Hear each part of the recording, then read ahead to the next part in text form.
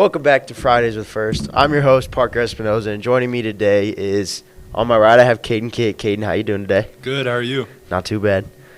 On my left is Paxton. He was on the tech crew with us last time. Paxton, how are you? Amazing. Glad to hear it. And over our wonderful tech crew for today is Mr. Parson himself. Yep, how we doing? Great. Good. And the Landon Shirley Olson. So, just starting to recap this week. Monday, we did not have school. Anybody do anything fun? Not really. No. Not at all? No. Just kind of worked, Yeah, went to work. pretty much. Exciting. Tuesday, there was a wrestling meet duel at DC West, right? I believe. Yeah. And they won 40-38. Boys and girls basketball were both at home. Boys basketball won 51-40, and girls basketball won 47-31. Did you guys watch that? I did. We actually we had it on Strive, so it was a good show. They played Logan View Scribner Snyder. So the girls started off a little slow, but then just slowly picked away, and they were leading the whole time, but slowly stretched out their lead. And the guys had a good second half. It was a good battle, good conference matchup. Yeah, it was. Guys did get a little intense for a while. You could tell there was some heat between the teams, but I think a little good friendly heat competition makes it nice and fun. Wednesday, there's no school activity. There was no school activities, obviously, but there is FCA at Parsons' house, Mr. Parsons' house. And if you're ever interested in that, it's just we do a little nice song and then do a lesson over God. FCA stands for Fellowship of Christian Athletes. If you're ever interested in joining, just come talk to Mr. Parson. It's at his house at 7 on Wednesdays. Thursday, there was supposed to be games at Syracuse for basketball, girls and boys, and the games are postponed, and as of now, there's no current date, but the date will be decided here soon. And nothing is today, and tomorrow on Saturday, girls and boys wrestling both go out. Boys have their NCC wrestling tournament at DC West, and the girls are wrestling at Weeping Water, both starting at 9:30. Topic of the day. China has announced they have cloned their first monkey as of Wednesday. How do you guys feel about this? I think it's kind of crazy, just the science behind it. We're getting to, real advanced stuff. I think it's a little weird, though. It's not how does that work? That's my question. Well, and then I think it almost brings up the topic of, is it ethical? Are we playing God? Are we trying to do what, when does science get taken too far almost, I feel like? Yeah, to kind of clone things or whatnot, like you said, ethical, like you said, Caden, kind of weird. I stand more is it really necessary? Is it something we need to do? And, I mean, they obviously tried it before, 1996, with Dolly the sheep or whatnot. Kind of didn't work then. So how's it going to work now? Yeah. I get it. That's a long a lot of things change in the amount of years between those two, but it kind of you kind of trace back to, it didn't work then, so what's going to work now? What's different now than then? And if it's truly not meant to be made, why use technology to make it? So, well, and then it's I think the reasoning for this one is mainly because they're trying to think, if there's ever a shortage of cattle or any or other thing sort of animals that are used for food, can they clone that and make it easier so that we can have more food if it ever comes to a shortage? But then it's if you're making that in a lab, I'm sorry, but I feel the food cannot be, the flavor or whatnot cannot be the same as if it's a true cattle that came out of its mom and then is grass-fed and raised, if that makes sense. Then grown in a lab. Now I don't know. I don't know. Come on, synthetic meat, aren't you? I don't know if this is true, but I don't know if it's true once again. But I've heard that scientists, kind of the cloning thing, they're not really growing the whole animal. they're trying to grow certain parts of meat. Like it, and that's kind of, I guess I'll trace over to like plant-based food. If it's not meat, it ain't meat. It ain't gonna be meat. It ain't gonna taste like real meat. It isn't gonna have the same nutrients, proteins, carbs as meat. So, I mean, that's kind of like you said. It's lab grown. Yeah. I'm not That's- trying to. You go ahead. That's far different than something that's grass fed or naturally born and raised. So, And I don't know like how it works, but like, do you guys know? Is it literally like you just does it grow, or is it like you combine stuff and it like spontaneously appears, or? When it comes to synthetic, I haven't seen a whole lot, but I mean, we're talking cloning. This is like, I mean, synthetic meat, yeah, they might be doing some way to grow it using proteins and trying to slam all the pieces that, if I can take this and put it together and it makes a meat style thing, I don't know. Synthetic, of course, is being created in Dolly's situation. The concern for me with Dolly is that sheep, you kind of go, okay, you cloned a sheep. It's like, sweet. You cloned a rat. I go, okay, that's fine. Well, now, according to how some people think, evolutionary-wise, monkeys are a lot closer. Yeah, well, what happens when they're cloning humans? That's When we have- the only, like, going from sheep to monkey is like, it's a pretty big step. Yeah. What happens when we clone and we have 3 U.S. presidents and you don't know? Yeah. You're playing like whack-a-mole trying to figure out which You just one's got to the back real up. one. You got to Yeah. back up when something happens to one. We'll just say it that way. that or what's that movie from Will Smith? Is it Robots? iRobot? iRobot. Oh God. And like I don't know, cloning humans, if we ever get to that point, It's terrifying. just sounds like a Yeah. bad idea.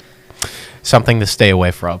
Well, yeah, and then it's just like science in general. Like when does, or it's technology too. Like, I mean, we're kind of venturing off that into technology now, but like when does technology become too far? Like when are like they have robots now that are like, I think I saw somewhere on CNN that there's a new like McDonald's there's no more people in it. Like it's all operated by machinery. Like they make the food, they take your order, they deliver it. And Yeah. then when does that become too much to the point where they're like, I can go to any McDonald's and now it's like based off at this location using the same voice. Yeah, it's pretty crazy to think what you can do now with robots, but production is so much. There's pros and cons of it, I would say, but like the pros is that they can make so much more of something for production wise. Like think of cars. The more cars they have out there, the cheaper they should be. But then they're taking away jobs. But they're also creating new jobs because people got to fix robots. Like, robots can't fix robots. So there's always those pros and cons. And you kind of have to figure out which one's the middle ground of it, I would think. Well, yeah, and I definitely think that robots have like their place in the world and that they can be extremely helpful, like you said, in like production and stuff. But like what happens when all of a sudden we're dating robots or something because they have their own artificial intelligence, like, and they know everything about you. You know what I mean? Or I guess kind of talking about robots. I don't know if you've seen it, but that robot that can handle firearms and run around and stuff. Have you seen that or no? No, Do you? I haven't Yeah, I've seen it, That's kinda Paxton. crazy. And so it makes you think like when will us humans, their creators, be outsmarted by them? Just like I said, iRobot. Like when will they kind of realize, oh, okay, well, we're smarter than them, so I guess we'll take over now. Which I don't know if we'll ever get to that point. But it, like we said, restaurants, production, whatnot. Is it possibly cheaper? Yes. Production-wise, through the roof? Yes. Putting people out of jobs? Yeah, that's a con.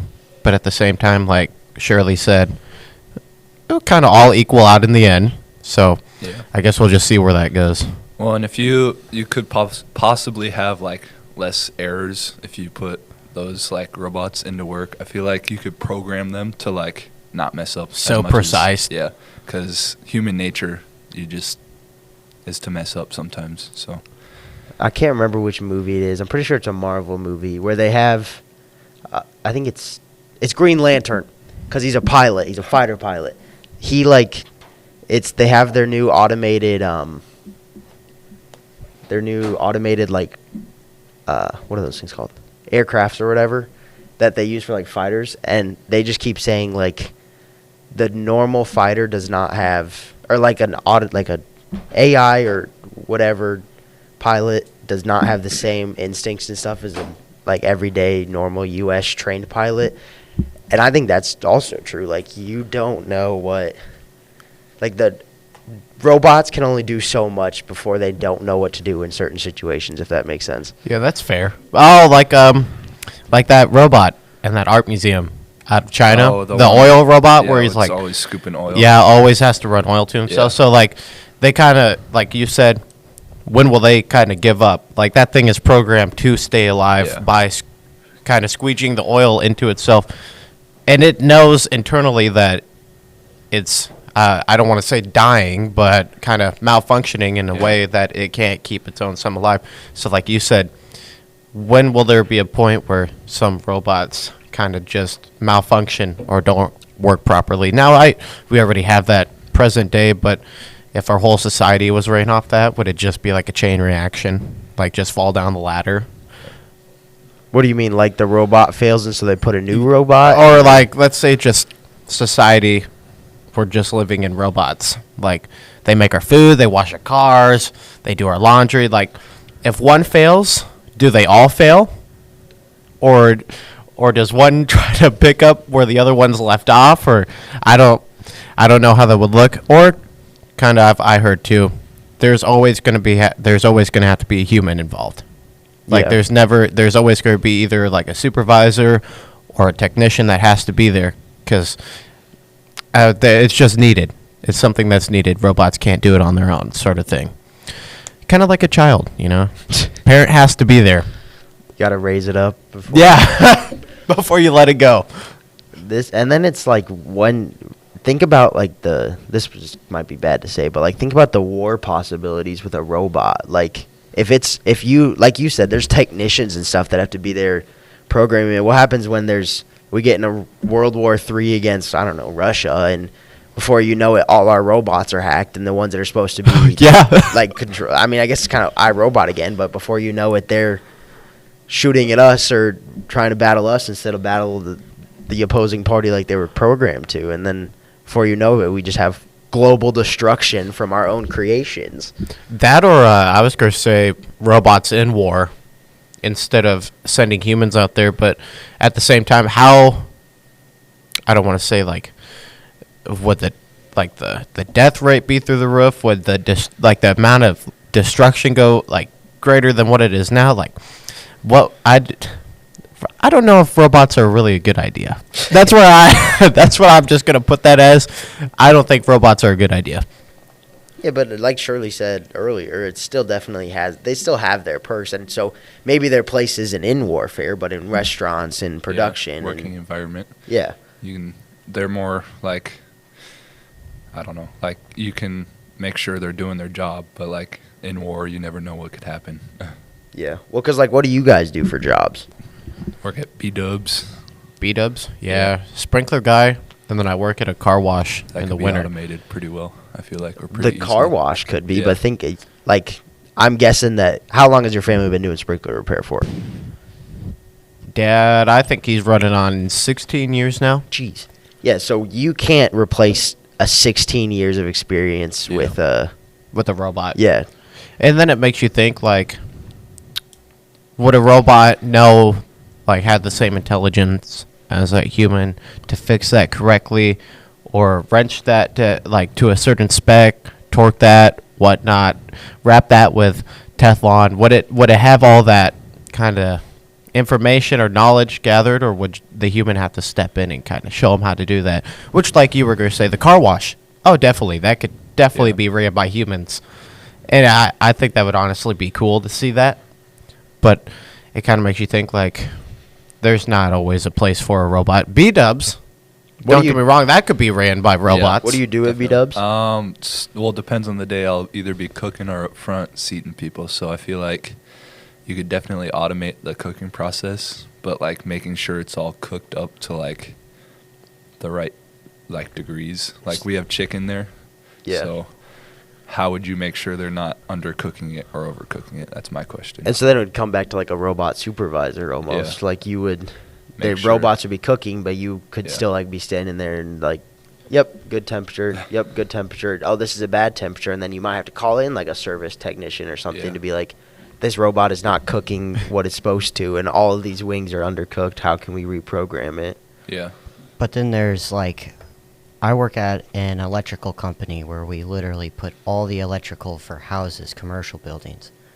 Personally, I don't think a robot can do that. Like, you can't program a robot, hey, we need an outlet here, run this gauge wire to this box. Like, granted, you could probably program it, but how is it going to figure out all of the stuff and the math? Like, I just don't think it's possible. Yeah, well, that's like my mom does, like events and stuff, so like wedding planning and other things, and you quite literally could not program a robot to design.